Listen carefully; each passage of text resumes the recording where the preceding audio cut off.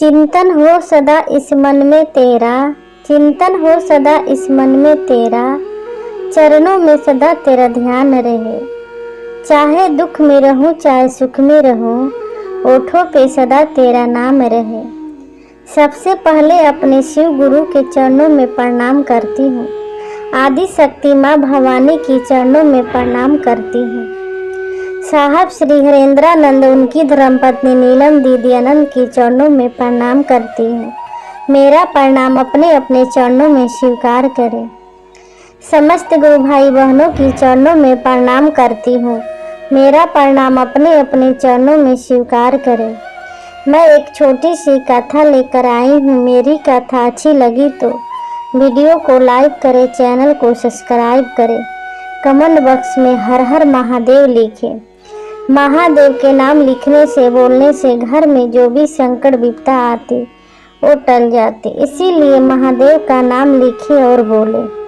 चलती हूँ छोटी सी कथा की ओर।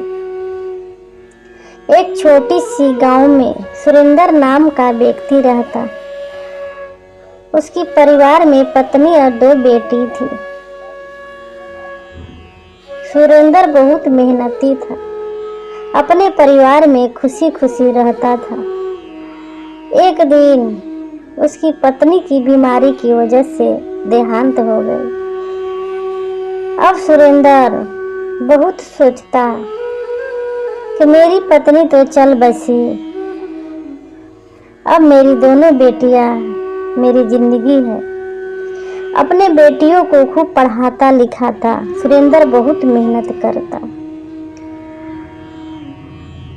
और भगवान का नाम का गुणगान करते रहता। हर समय भगवान का याद करता। ऐसे समय बीतते गया। एक दिन सुरेंद्र की बेटियां दोनों बड़ी हो गई, शादी का योग्य हो गई। सुरेंद्र सोचने लगा मेरी बेटियां शादी का योग्य हो गई। भगवान से विनती कर रहा था कि हे भगवान, मेरे दोनों बेटियों को अच्छे घर में विवाह हो जाए। सुरेंद्र दोनों बेटी के लिए दूसरे गांव में चला गया। जब दूसरे गांव में गया तो दोनों बेटियों के लिए अच्छे घर बार मिल गया और दोनों बेटियों को विवाह करा दिया। बड़ी बेटी को शादी किसान के घर में हुआ था और छोटी बेटी को शादी कुम्हार के घर में हुआ था। मिट्टी का बर्तन बनता था उस घर में। पिताजी बहुत खुश थे कि मेरी दोनों बेटियों की शादी अच्छे घर में हो गया।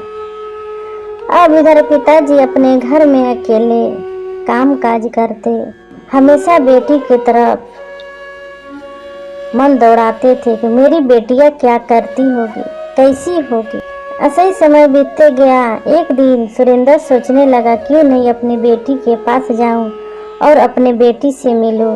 वो अपने बड़ी बेटी के घर गया।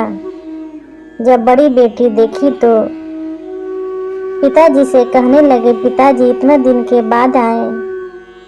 तभी पिताजी कहते, हाँ बेटी, मैं अकेला हूँ, इसीलिए समय नहीं मिलता था कि मैं अपने बेटी के घर आ सकूं। बड़ी बेटी अपने पिता को घर में अंदर ले गई, बैठाई, बहुत अच्छे से स्वागत की, अच्छे अच्छे पकवान बनाकर खिलाई। तभी पिताजी कहते, बेटी तुम खुश हो ना? बेटी कहती, हाँ पिताजी मैं बहुत खुश हूँ। पिताजी बस मेरे लिए एक काम कर देना। तभी पिताजी कहते, बोलो बेटी क्या करना है? तभी बड़ी बेटी कहती, पिताजी इस बार खेतों में फसल बहुत अच्छी लगी है, बस 2-4 दिन में बारिश हो जाए तो फसल और लहलहा जाएगी, फसल बहुत अच्छी हो जाएगी। बस महादेव से मेरे लिए इतना विनती करना कि 2-4 दिन के अंदर में खूब बारिश हो जाए। तभी पिताजी कहते, हाँ बेटी मैं तेरे लिए अवश्य महादेव से विनती करूँगा और महादेव से कहूँगा, महादेव जरूर पुकार सुनेंगे। अब पिताजी कहने लगे, बेटी मैं अब चलता हूँ। बेटी कहने लगी, नहीं पिताजी अभी मत जाओ, आज रात रुक जाओ, कल सुबह चले जाना। पिताजी कहते, नहीं बेटी मुझे जाना पड़ेगा, अभी छोटी बेटी के घर भी जाना है। वहाँ से पिताजी चले गए। छोटी बेटी के घर में गए तो छोटी बेटी भी देखी तो बड़ी खुश हुई कि मेरे पिताजी आए हैं। तभी पिताजी कहते, बेटी तुम खुश हो? तभी बेटी कहती, हाँ पिताजी मैं बहुत खुश हूँ। पिताजी मेरे लिए भगवान से दया मांगना और कहना कि 2-4 दिन में खूब धूप निकल जाए, कि मेरे सारे मिट्टी का बर्तन सूख जाए। पिताजी सुनकर बहुत हैरान हो गए कि बड़ी बेटी कहती कि 2-4 दिन के अंदर में बारिश हो जाए, छोटी बेटी कहती कि 2-4 दिन बारिश न हो। मैं बड़ी बेटी के लिए कहूँ कि छोटी बेटी के लिए कहूँ? पिताजी अब दुविधा में पड़ गए थे कि मैं किसके लिए कहूँ, किसके लिए ना कहूँ। तभी पिताजी कहने लगे, हाँ बेटी मैं अवश्य महादेव से कहूँगा, विनती करूँगा, महादेव जरूर पुकार सुनेंगे। छोटी बेटी अपने अंदर ले गई, बहुत स्वागत की, अच्छे अच्छे खाना बनाकर खिलाई। पिताजी कहने लगे, बेटी मैं अब जा रहा हूँ। छोटी बेटी कहती, नहीं पिताजी अभी मत जाओ, 2 दिन रुक जाओ फिर जाना, इतने दिन के बाद आए हैं, अभी बोल रहे हैं जाने के लिए। पिताजी कहते, नहीं बेटी मुझे जाना पड़ेगा, घर में भी तो कोई नहीं है। वहां से पिताजी अपने घर चले गए। जब घर गए तो सोच रहे थे कि एक बेटी बारिश मांगी, एक बेटी धूप मांगी। एक ही गांव में एक कैसे हो सकता है कि एक जगह बारिश हो, एक जगह धूप हो। महादेव से विनती कर रहा था और बोल रहा था कि हे महादेव, हे प्रभु, मेरी बड़ी बेटी बोल रही थी 2-4 दिन में खूब धूप हो जाए, मेरी फसल हो जाए, उसका मन का बात पूरा करना महादेव, अपना कृपा दृष्टि बनाए रखना, दया करना। एक पिता का लाज आप ही का हाथ में है। माँ और पिताजी जितना मर्जी दुख आए सह लेंगे, अपने बेटी को, अपने बच्चों को दुख में नहीं देख सकते। पिताजी अपने महादेव से कह रहे थे कि हे महादेव, मेरी छोटी बेटी 2-4 दिन खूब धूप मांगी है, उसके लिए धूप दे देना, बड़ी बेटी के लिए बारिश दे देना। महादेव से विनती कर रहे थे। जब सुबह हुआ, बहुत बिजली कड़कने लगी, बादल लग गई, हवा चलने लगी, बारिश होने लगी। तभी उसी समय फोन आया बड़ी बेटी को। जब पिताजी फोन उठाए तो बोले, बेटी बोलो कैसी हो? बेटी बोली, हाँ पिताजी मैं बहुत ठीक हूँ। बारिश बहुत हुई पिताजी, खेतों में बहुत पानी लग गई है, अब तक फसल और लहलहा रहा है, मेरी फसल और अच्छी हो गई पिताजी। पिताजी ये सुनकर बहुत खुश हुए कि चलो, मेरी बेटी बारिश मांगी थी, महादेव ने बारिश करा दिए।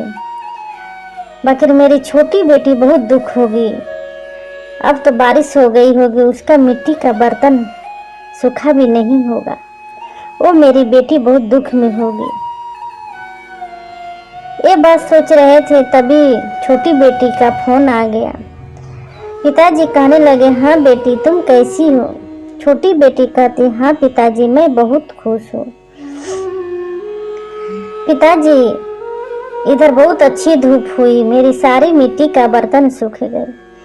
ये सुनकर पिताजी बहुत हैरान हो गए कि एक ही गांव में एक जगह धूप, एक जगह बारिश कैसी हो गई, ये कैसे हो सकता है? पिताजी बहुत हैरान हो रहे थे।